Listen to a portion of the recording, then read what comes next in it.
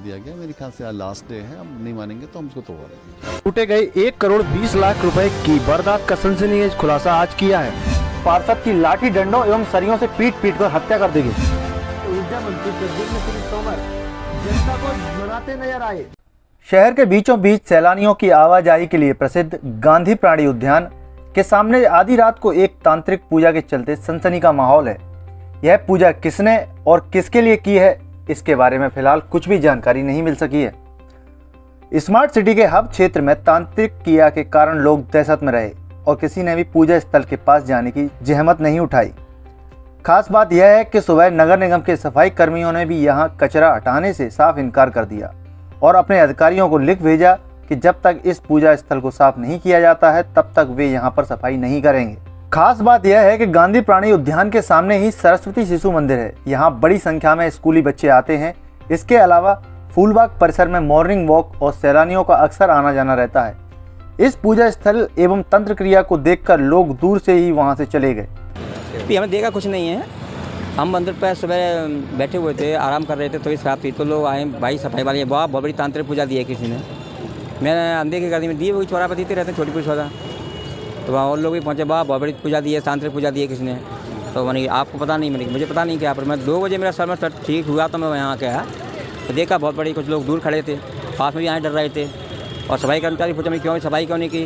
बोले बाबा मैं तो खबर करे आया हूँ, अधिकारियों को बोले आया हूँ जब तक इसको ठंडा नहीं किया जाएगा, इसको शुद्धि करनी है, मैं हाथ नहीं डालूंगा। तो वो भी डर गया। ऑयल ड्राइवर तो उसमें क्या था कि यहाँ पुतले बने हुए थे और तांत्रिक क्रिया की वजह से पूजा की गई पूरी तरह से। तो इसमें क्या है कि जिन लोग की वो उस पर लगता है, लेकिन यहाँ का जो माहौल है, यहाँ देने की जगह नहीं है। ये ग्रीन बेल्ट क्षेत्र है जहाँ तक मेरा मानना है, और ये स्मार्ट सिटी का हब है। तो यहाँ इस तरह का वातावरण नहीं होना चाहिए। तो सुबह लोग घूमने के लिए आते हैं, तरह तरह बच्चे भी आते हैं, चीज़ें अगर पास में लगा हुआ बच्चे भी उसमें आते हैं देखने के लिए, तमाम लोग आते हैं। तो कई लोग डर रहे थे, तो हालांकि उनसे डर भगाया हमने। बोले आप लोगों की दिक्कत नहीं आएगी इसमें, जिनके लिए किया उसके लिए आता है। कहीं ना कहीं तो लोग तब यहाँ पर लोग इकट्ठे हुए, तब यहाँ पर आए नहीं, यहाँ तक आने के लिए डर रहे थे लोग। इस तरीक़ा से जो वो बहुत परेशानी आ रही थी, पर हमने उनसे कहा कभी तो डरो मत, आप आइए देखते हैं क्या है। तो देखा है हमने, कई मीडिया के साथ भी हमने बताया, तो उन्होंने प्रिंट की जानकारी दी, पुलिस को जानकारी दी। छोटे पुतले और हाँ, किस तरह के क्या पुतले बनाए गए थे इसमें, और जाकर के इसमें नारियलों की जो है 7 नारियलों के ऊपर हवन किया गया है, जो कि कहीं ना कहीं किसी को चोट पहुँचाने के लिए किया जाता है। कि एक महिला की चप्पल को जलाया गया है, जो कहीं ना कहीं किसी को वशीकरण में काम आती है। एक महिला के कपड़े भी जलाए गए हैं, जो कहीं ना कहीं वशीकरण में काम आती है या मार के काम आती हैं। तो ये जो क्रिया हैं, ये तांत्रिक क्रिया हैं, भगवान से बड़ी नहीं है।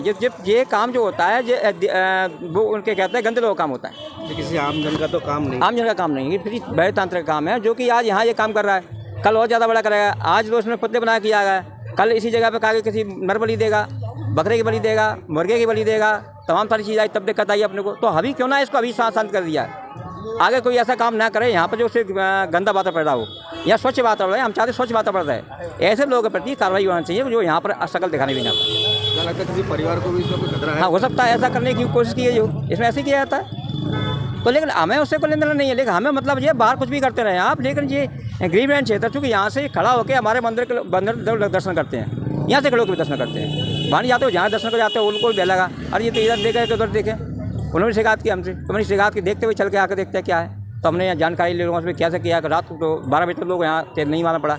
ये घटना जो पूजा डूबी दी गई 1 बजे के बाद की है, ऐसा मन है लोगों का। कुछ लोग पास बने गोपाल मंदिर के पुजारी के पास पहुंचे, तब उन्होंने लोगों को हिम्मत करके समझाया बुझाया और इससे दहशत में नहीं आने को कहा।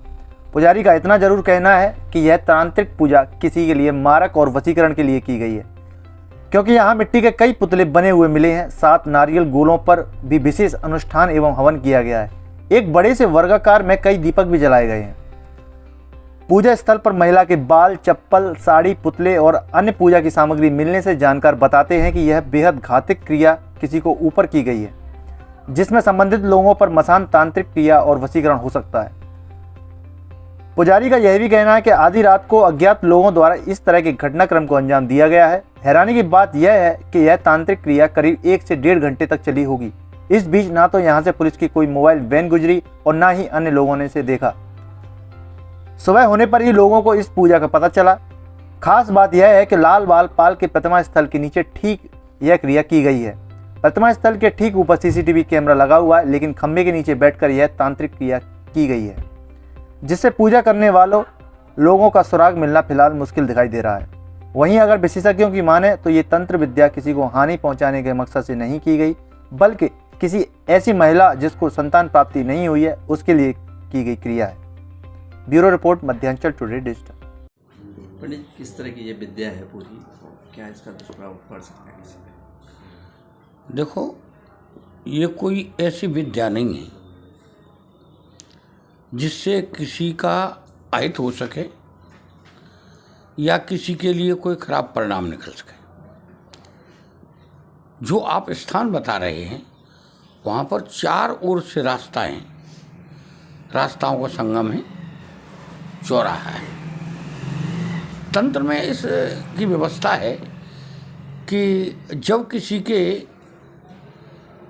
कोई या तो संतान न हो या संतान होकर के मृत हो जाती हो,